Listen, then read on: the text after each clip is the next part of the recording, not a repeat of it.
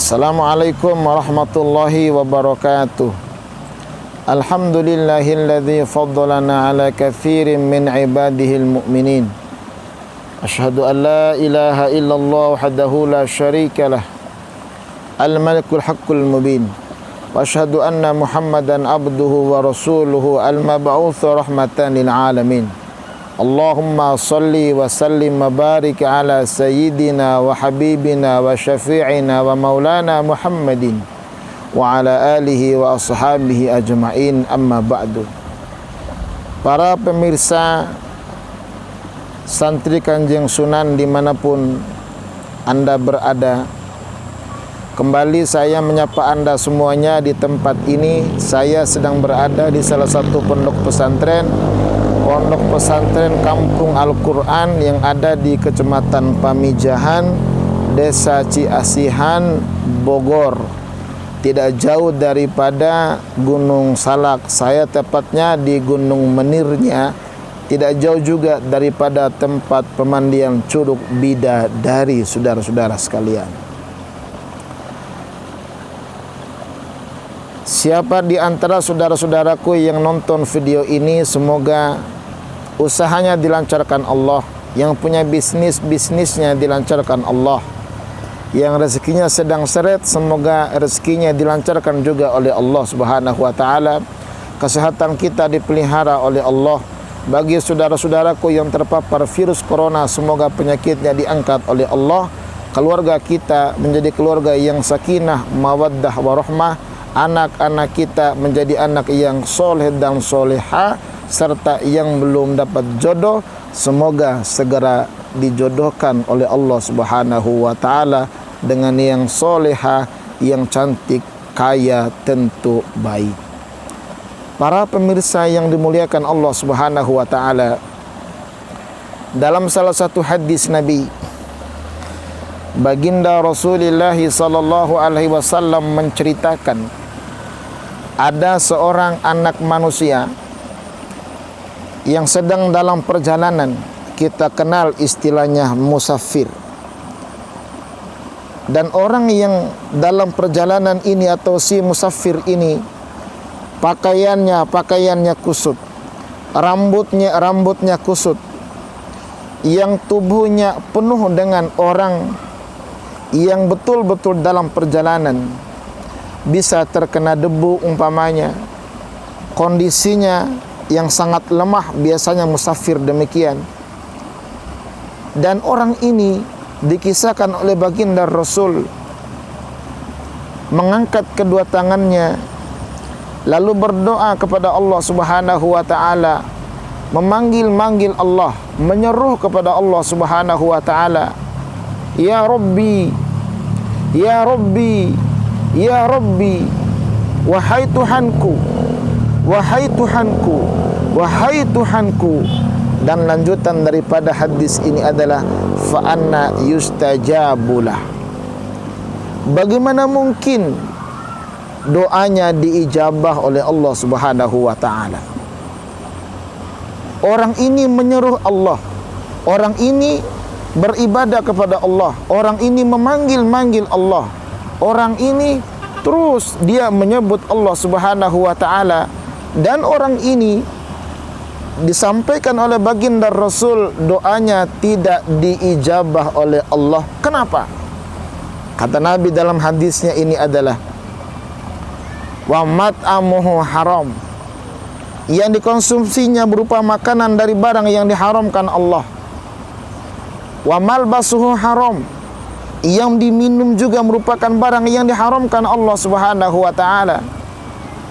Dan bagaimana mungkin orang seperti ini doanya diijabah Allah, ibadahnya diterima oleh Allah, munajatnya diterima oleh Allah, kalau yang dikonsumsi dari barang yang diharamkan Allah, makan, minum, pakaian dari barang yang diharamkan Allah, wa ghudhiya bil haram, sampai perutnya kenyang, terdiri daripada makanan dan minuman yang diharamkan Allah Subhanahu wa taala. Para pemirsa santri Kanjeng Sunan dimanapun berada, Rasulullah sallallahu alaihi wasallam menyampaikan ini kepada kita, tentu menjadi pelajaran buat kita semuanya. menjadi pelajaran buat kita. Apa pelajarannya? Bahwa dalam hidup ini kita dianjurkan untuk mengkonsumsi makan dan minum dari makanan dan minuman yang dihalalkan Allah Subhanahu wa taala, bukan dari yang diharamkan Allah. Maka ada kalimat kulu min thayyibati mimma razaqnakum. Makanlah yang direzekikan oleh Allah Subhanahu wa taala yang baik-baik. Bahkan ada kalimat halalan thayyibah, yang halal dan lagi baik. Halal dari sisi syariatnya, thayyib dari sisi gizinya. Nah, saat orang mengkonsumsi ini, maka akan ada dampak positif di dalam tubuhnya. Tetapi kalau mengkonsumsi yang diharamkan Allah, akan ada dampak negatif dalam dirinya. Para pemirsa sekalian, bahwa yang haram itu ada dua. Ada haram secara dzatihi, ada haram secara ghairihi. Haram secara dzatihi adalah secara asal itu barang haram. Babi, anjing, haram. Binatang yang berkuku tajam, haram. Binatang yang bertaring, haram.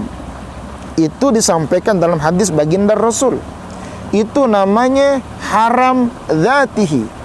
Minuman, khamar, sejenis yang memabukkan, itu juga diharamkan oleh Allah Subhanahu wa taala, haram secara dzatihi. Barangkali umat Islam terhindar daripada minuman dan makanan yang haram secara dzatihi ini, tapi kita terkecoh daripada mengkonsumsi yang haram secara ghairihi. Apa itu haram secara ghairihi? Cara mendapatkan makanan tersebut, cara mendapatkan minuman tersebut menggunakan cara-cara yang dilarang oleh agama, cara-cara yang diharamkan oleh agama, maka hasilnya pun menjadi haram. Apa dia? Maling, korupsi bahasa kerennya, nipu, ngambil punya orang tanpa izin, dan cara-cara yang dilanggar di dalam agama. Itu saat kita konsumsi, saudara-saudara sekalian, maka akan ada dampak negatifnya di dalam tubuh kita. Apa saja dampak negatif daripada kita mengkonsumsi yang diharamkan Allah? Siapa orang yang mengkonsumsi sesuatu yang diharamkan Allah Subhanahu wa taala, baik haram secara ghairihi atau haram secara dzatihi, apa yang terjadi? Satu, tubuhnya akan tumbuh dari barang yang haram, maka tubuh ini gampang sekali munculnya penyakit-penyakit. Berbagai macam penyakit akan tumbuh siapa saja yang memasukkan dalam tubuhnya sesuatu yang diharamkan Allah Subhanahu wa taala. Kesehatannya terganggu. Boleh masih muda, tapi lihat orang-orang yang mengkonsumsi barang yang halal, barang yang baik, maka kondisi tubuhnya cenderung lebih sehat daripada mengkonsumsi yang diharamkan Allah. Dari sisi spiritual, bahwa orang yang mengkonsumsi barang yang diharamkan Allah Subhanahu wa taala susah untuk diajak ibadah.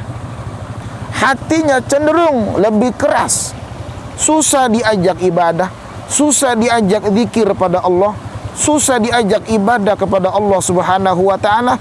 Bahkan orang yang menggunakan pakaiannya untuk ibadah, maka ibadahnya tidak diterima Allah Subhanahu wa taala. Barangkali baju dari hasil barang yang diharamkan Allah, barangkali sarung celana dari barang yang diharamkan Allah, kopiah kita dan atribut ibadah kita terdiri daripada yang diharamkan Allah. Bisa jadi ibadah kita tersebut tidak akan diterima Allah. Doa-doa kita juga tidak akan diijabah oleh Allah. Bagi mereka yang mengkonsumsi barang yang halal, Masya Allah, jiwanya bersih, mudah diajak untuk ibadah, gampang diajak untuk ibadah. Kakinya melangkah ke tempat-tempat ibadah sangat ringan. Begitu azan dikumandangkan, dia menuju tempat ibadah. Diajak zikir, dia ke majelis ta'lim sangat mudah, saudara-saudara sekalian. Dan orang seperti ini, Masya Allah, ringan sekali untuk zikir, menyebut asma Allah. Terhindar daripada dirinya berbuat yang mengandung dosa, mengandung maksiat dan mungkarat. Oleh karenanya, saudara-saudaraku sekalian, demi cinta saling menasihati di antara sesama, yuk kita sama-sama mengkonsumsi sesuatu yang dihalalkan Allah Subhanahu wa taala, hindari daripada perbuatan yang diharamkan Allah Subhanahu wa taala. Di rumah kita barangkali ada sesuatu hasil nyolong, ayo buah, singkirkan dari rumah. Singkirkan dari rumah. Jangan sampai barang-barang haram itu masuk ke dalam rumah kita. Apalagi hasil kita korupsi, hasil kita judi, hasil kita nyolong, hasil kita maling, mengambil hak orang, atau jalan yang tidak diridhoi oleh Allah Subhanahu wa taala. Lalu kita pulang ke rumah, ngasih makan kepada anak istri, ngasih makan kepada suami. Jangan sampai itu terjadi. Itulah yang membuat orang-orang jauh daripada Allah. Dan kalau anak yang mengkonsumsinya, anaknya cenderung tidak menjadi anak yang soleh dan soleha.